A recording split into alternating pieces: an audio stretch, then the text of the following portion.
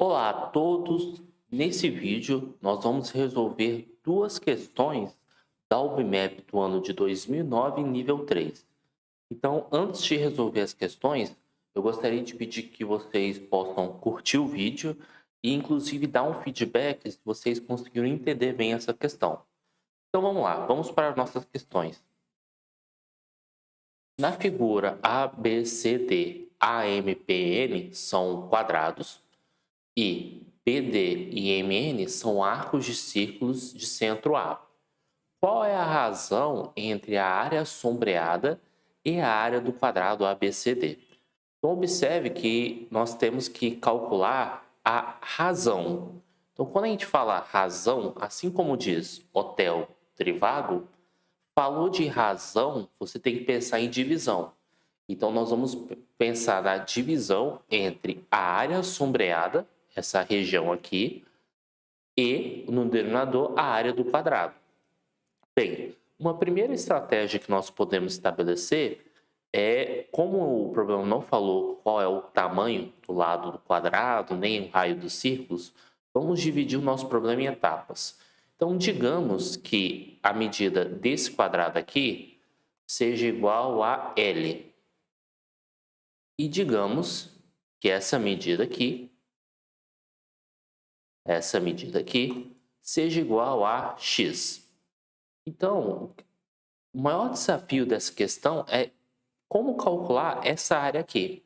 E uma estratégia que ela funciona de maneira bem geral em problemas de áreas é você pegar, por exemplo, alguma figura que você conhece a área e dividir em pedaços menores.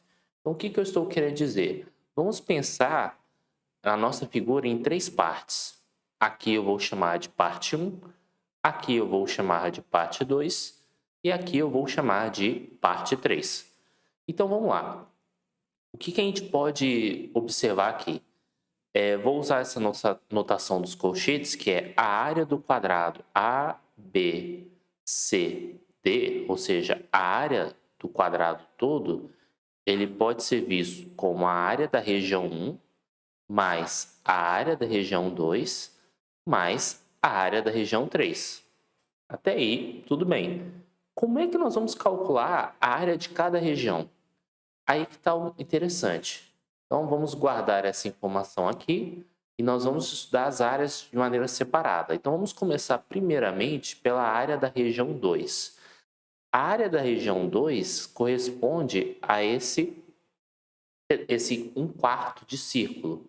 Como a área de um círculo é π vezes r ao quadrado, ou seja, a área do círculo é π vezes L ao quadrado, note que esse seu círculo foi dividido em 4 pedaços. Isso aqui é 1/4 de um círculo. Logo, você vai ter que pegar esse valor e dividir por 4.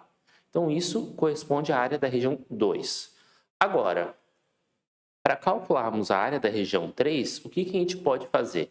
Bem, a área da região 3 já é uma figura um pouco mais irregular, né? Você não consegue pegar ele como um pedaço de um círculo. Só que uma grande técnica, novamente, é você tentar enxergar a sua região como pedaços de outras regiões. Então, eu posso enxergar, por exemplo, a área da região 3 como a área do quadrado todo descontado por essa área aqui.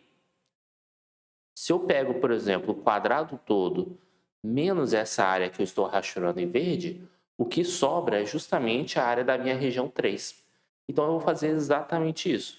Então, para calcular a área da minha região 3, eu vou pegar a área do meu quadrado todo, que é A, B, C, D, e vou descontar a área da região verde que eu havia rachurado aqui anteriormente. Só que a região verde, eu destacar aqui novamente, ele é 1/4 de círculo, só que o círculo agora é de raio x mais L, né? Porque o raio vai do centro até essa ponta, então como o raio é x mais L, então a gente vai ficar π vezes x mais L ao quadrado sobre 4. Então agora, ao invés de substituir as informações, o que eu vou fazer? substituir não, ao invés de expandir, eu vou pegar essas duas informações e substituir aqui em cima. Então, vamos colocar aqui um asterisco, continuar. Em asterisco, vamos substituir aqui, copiar essa informação, colar aqui, colar aqui na cor azul, e vamos substituir. Então, a área da região 1 é o que eu quero calcular. Eu vou pegar a área da minha região 3 e vou substituir aqui. Então, Ctrl C, Ctrl V. Essa área é referente à minha região 3. Essa área aqui é referente à minha região 2. Deixa eu apagar aqui o 2 aqui, colocar aqui. E note que não importa o valor da área do quadrado, esse número aqui vai se cancelar com esse número aqui. Então, beleza. Então, agora a gente pode isolar a nossa informação 1 para ver o que nós temos. Então, a área da minha região 1 é nada mais, nada menos que, bem, aqui vai ficar 0, passa para o outro lado subtraindo, passa para o outro lado somando, vai ficar π x mais L ao quadrado sobre 4 menos π L ao quadrado sobre 4. Lembrando que esse cara que está subtraindo passa para o outro lado da igualdade somando, e esse cara que está somando passa para o outro lado da desigualdade subtraindo. Eu ainda posso, parafraseando o Chitãozinho Chororó, para deixar essa expressão mais bonitinha, eu posso enxergar a área da região 1 como coloco π sobre 4 em evidência, vezes, e aí se coloca, por exemplo, entre colchete, x mais L ao quadrado menos L ao quadrado. Bem, vamos guardar essa informação aqui. Porque o que acontece? Por mais que você expanda, faça as manipulações, a gente não pode esquecer o seguinte, que a gente tem que calcular a razão entre a área da região sombreada, que é a área dessa região 1, com a área do quadrado. Só que a área do quadrado, ele é justamente o x mais L ao quadrado.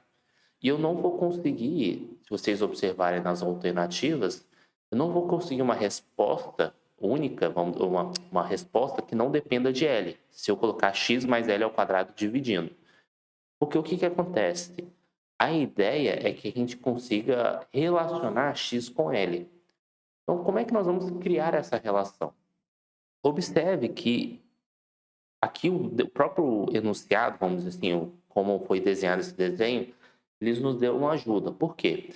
A gente sabe de antemão que essa medida aqui é igual a L minúsculo também.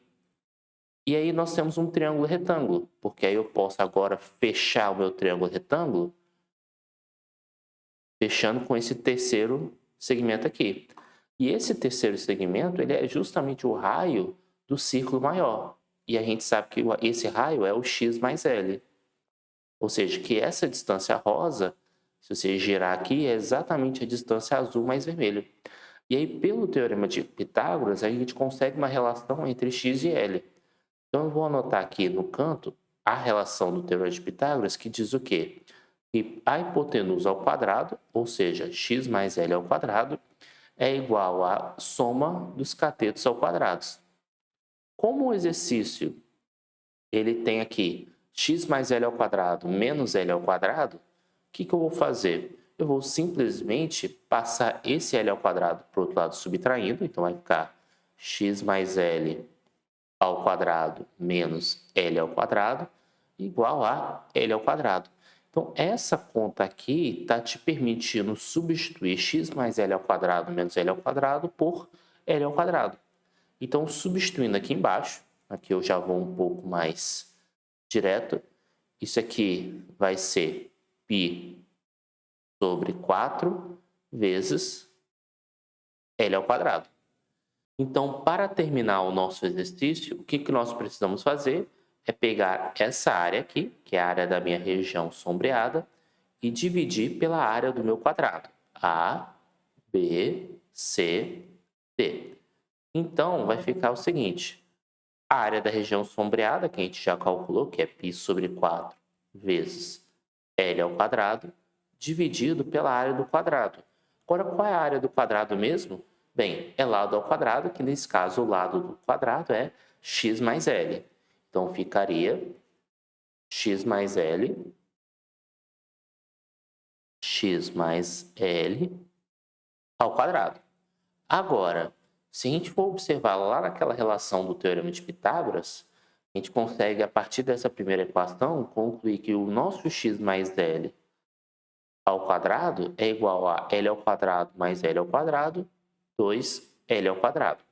Bem, então substituindo aqui embaixo, vai ficar π sobre 4 L ao quadrado dividido por 2L ao quadrado.